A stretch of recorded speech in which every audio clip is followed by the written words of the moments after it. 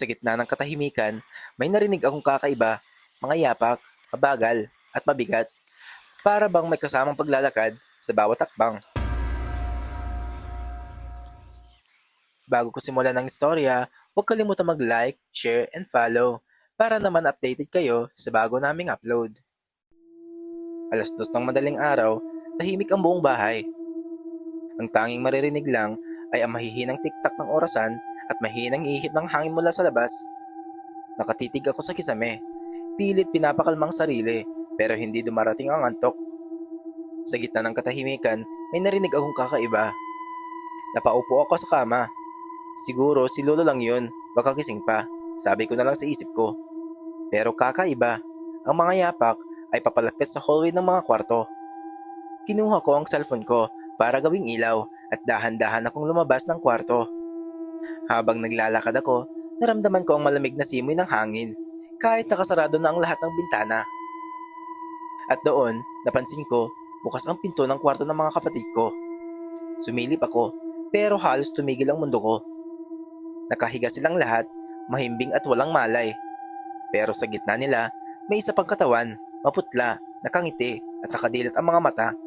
At nang ituon ko ang flashlight ko sa mukha nito, bigla akong nagulat dahil ako yun. Ako yung nasa gitna nila. Ako mismo ang nakahiga roon na para bang bangkay na nakangisi. Nanginig naman ang mga kamay ko, napaatras ako at muntik ng matapilok. Gusto kong sumigaw pero walang boses na lumalabas. Ang tanging nagawa ko lang ay tumakbo pabalik sa sarili kong kwarto. Pilit isinasarado ang pinto habang hingal na hingal. Pinapakalma ko ang sarili ko. Dahil napaka-imposible yung nakita ko. Siguro pagod lang ako o kaya naman guni-guni ko lang to. Binuksan ko ulit ang flashlight ng cellphone ko, umaasang mawawala ang kaba. Pero halos sumabog ang dibdib ko nang makita ko ang dingding, puro kalmot. At ang mga kalmot na yon, malinaw na bumuo ng pangalan ko. Napaatras ako, muntik ko nang mabitawan ng cellphone ko. Pero bigla namang tumunog ito, isang notification.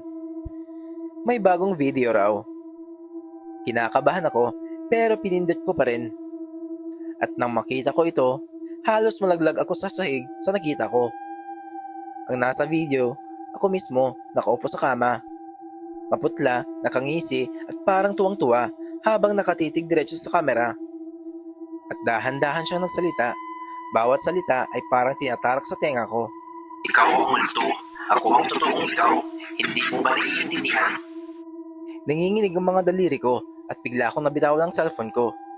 At tumutulo ng pawis sa noo ko. Gusto kong itapon ang cellphone ko pero para akong naestatwa. At bago pa ako makagalaw, naramdaman ko iyon, isang malamig na kamay. Mabigat, mahigpit, nakadikit sa balikat ko, wala sa likod. Dahan-dahan na akong lumingon at halos ayaw ko nang makita kung sino o ano iyon. Pero bago pa man tuluyang tumamang paningin ko, biglang namatay ang cellphone ko. Sa dilim, narinig ko ang boses na kapareho sa video. Ngayon, alam mo na, hindi ikaw ang nag-iisang nakatira sa katawan mo. Pagkasabi niyang yun, natakot ako ng sobra kaya bigla akong nawalan ng malay. Pagkagising ko kinabukasan, maayos na ang lahat na parang walang nangyari.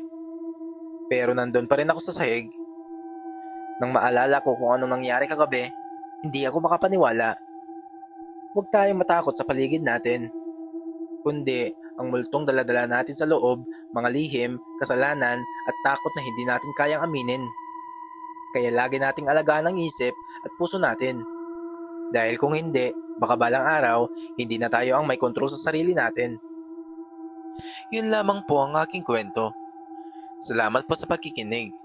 Sa mga nais na magbahagi ng kwento, paki-message lang ako dito sa account na to.